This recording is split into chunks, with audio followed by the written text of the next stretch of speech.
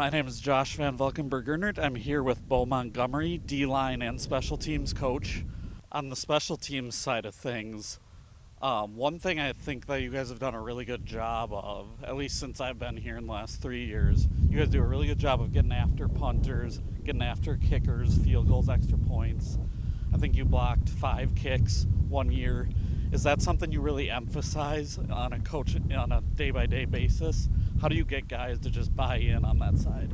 Yeah, we just talk about it from day one. A lot of those plays are going to be high effort plays, and so we have to remind the guys that especially after a touchdown, going out there and lining up for a field goal block, it's not a play off, and it's a tough momentum play, and it can be a little demoralizing coming out there for that unit. But we always say, hey, it's next play mentality. We got the chance to go take points off the board with that unit, and we've had the opportunity to do that, and it's nothing special within the scheme. It's just guys selling out, high effort, and really believing their role within those units. And then same thing on the punt block side.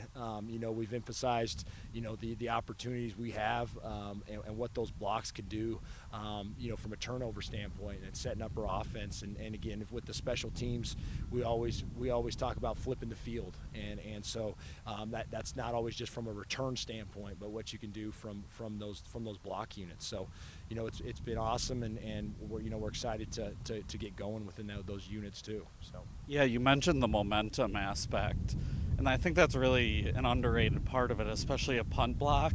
The energy you see the offense bring after a punt block is maybe more than any other, I guess, other turnovers too. But it's just not something that I think the average person understands the value of.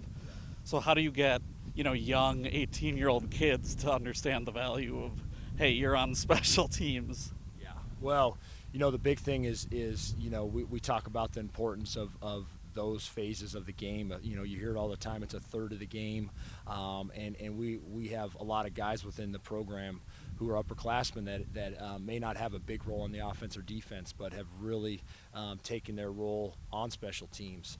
And so I think those young guys can see that and the role that they can play within the team to help us win games.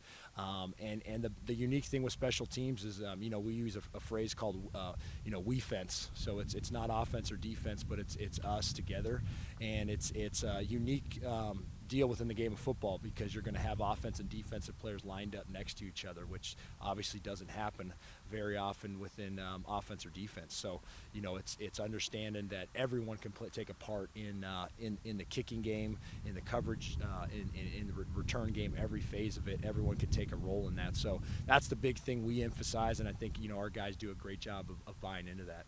All right, thank you so much for joining me, Bo. Yeah. Next up, I'm here with Connor Taylor, kicker. Just kind of starting out the season, you pretty much have all the same guys back. Your snapper's the same, your holder's the same. How much does that help you as a kicker? It's extremely helpful to have that consistency, to lock in that bond with that whole unit. Snap hold is nobody really thinks about that. They always all focuses on the kicker, but snap and hold is really what makes the unit. So I'm just counting on them, and they make me as good as I can be. So.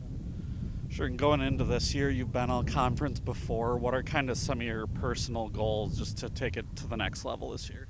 Yeah, just 100% PATs. We want to be 100% inside 40 offense. Works too hard for the SHK to fail, so that's something I really want to do, is just back up my teammates and just make all their hard work pay off. Sure. And as a kicker, you really kind of have to have a short memory, right? Even in practice, you miss a kick, then you got to go back out 5 yards and do it again. So how important is it to have a short memory and then also keep your confidence up when maybe things aren't, when you missed a couple in a row or whatever? Yeah, no, it's extremely important. Kicking is 90% mental. You can't go out and make the next play and make up for a bad play. You have to go sit on the sideline and think about it. So that's something I've been working on, and I feel the best mentally I've ever been here. So even when I do miss a kick, I flush it onto the next. Sure. And how important is, I know you have Dominic Smith kicking a little bit too. he's coming in as a younger guy, so how important is it for you to be able to teach him kind of that mental part of it and being able to just move on right away? Yeah, no, it's extremely important. I want to help the team as best I can, and I want to make sure that the next guys can come in and fill the role just as good as I can. So getting with him and watching film, techniques for mental strength and stuff is all good stuff we've been working on. And another thing with being a kicker is you really have to stay ready, because it's not like other positions where you're on the field all the time. So how do you kind of keep warm, keep mentally prepared, and keep ready both in practice and in games? Yeah, I mean, just we've got our net, so just like having little no-step kicks, keep the leg warm, get on the bike, staying involved in the game, make sure you're like watching the game, cheering your teammates on with the flow of the game, and just keep getting your mind right. Just having that confidence in yourself.